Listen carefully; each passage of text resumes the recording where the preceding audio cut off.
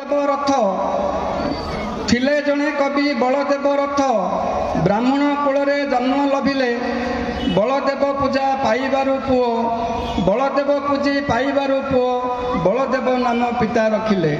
ତାଙ୍କ ପୂର୍ବସୂରୀ ଶ୍ରୀନିବାସ ରଥ ଅପୁତ୍ରିକ ରହିଥିବା କାରଣୁ ଉଜ୍ଜଳେଶ୍ୱରଙ୍କ ଚରଣାଶ୍ରିତରୁ ଉଜ୍ଜଳଙ୍କୁ ପ୍ରାପ୍ତ ହୋଇଲେ। ତେଣୁ 1700 ମସିହା 89 ସାଲ ଶ୍ରୀପଞ୍ଚମୀ ତିଥି ଶୁଭ ଲଗ୍ନରେ ପିତା ଉଜ୍ଜଳ ଓ ମାତା ରତନୀଙ୍କ ପ୍ରଭାତରେ କୋଳ ମଣ୍ଡନ କଲେ।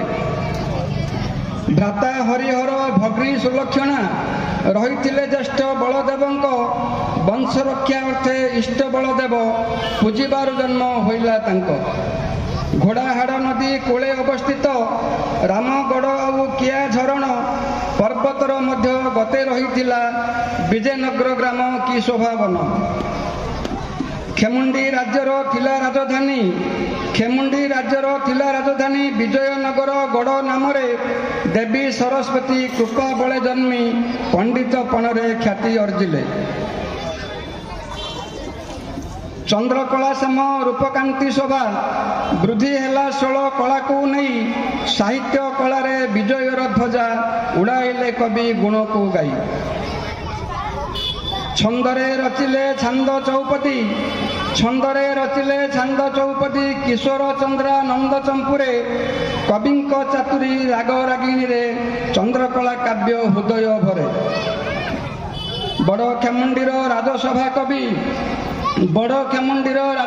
କବି ରହିଥିଲେ ପିତା ଉଜ୍ଜଳ ରଥ ସଜ୍ଜନାନନ୍ଦ ଓ ରାମଚମ୍ପୁ ଦୁଇ କାବ୍ୟ ରଚନାରେ ଥିଲା ପାଣ୍ଡିତ୍ୟ।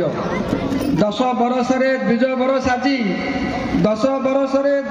ସାଜି ଧାରଣ କରିଲେ ଯଜ୍ଞ ପବିତ ମାତାଙ୍କୁ ହରାଇ ଅକାଳରେ ଯାଇ ମାତାମହ ଠାରେ ହେଲେ ପାଳିତ। 8 ଗଡ଼ବାସୀ ମାତାମହ ତାଙ୍କ ତ୍ରିପୁରାରୀ ହୋତା ଥିଲେ ପଣ୍ଡିତପଣରେ ଦେଇଥିଲେ ଶିକ୍ଷା ଚନ୍ଦ୍ରକଳା କାବ୍ୟ ଚମ୍ପୁ ସಮೇତ। କବି କୂଳେ ଜାତ ବଳଦେବ ରଥ ସାହିତ୍ୟ ଗୁଣରେ ହୋଇ ବିଖ୍ୟାତ ପୁରୀ ରାଜାଙ୍କଠୁ ଉପାଧି ପ୍ରାପତେ କବି ସୂର୍ଯ୍ୟ ନାମେ ହେଲେ ବିଖ୍ୟାତ। ରାଜକବି ସାଜି ଜଳନ୍ତର ରାଜ୍ୟେ ମହୁରୀ ରାଇଜେ ହେଲେ ଦିବାନ ପାରଳାର ରାଜ ପୁତ୍ରଙ୍କର ଗୁରୁ ସାଜି ହୋଇଥିଲେ ସିଏ ମହାନ। ଆହେ କବିବର ଭାରତୀ କୁମର ସଙ୍ଗୀତ ଶିକ୍ଷାକୁ ଆଦରି ନେଇ ଉଜ୍ଜଳ ଭୁବନେ ସାହିତ୍ୟ ଗଗନେ ଧ୍ରୁବତାରା ସାଜି 6 ମୃତ୍ୟୁଞ୍ଜୟୀ। ଆହେ ଯୋଗଜନ୍ମା ବଳଦେବ ରଥ ପୁଣି ଜନ୍ମ ନିଅ ସେହି ମାଟିରେ ଜନ୍ମିଲେ ତୁମେ ତୁଟିଯିବ ଦ୍ୱନ୍ଦ ଆଶ୍ୱସ୍ତ ହୋଇବେ କବି କୂଳରେ ନମସ୍କାର।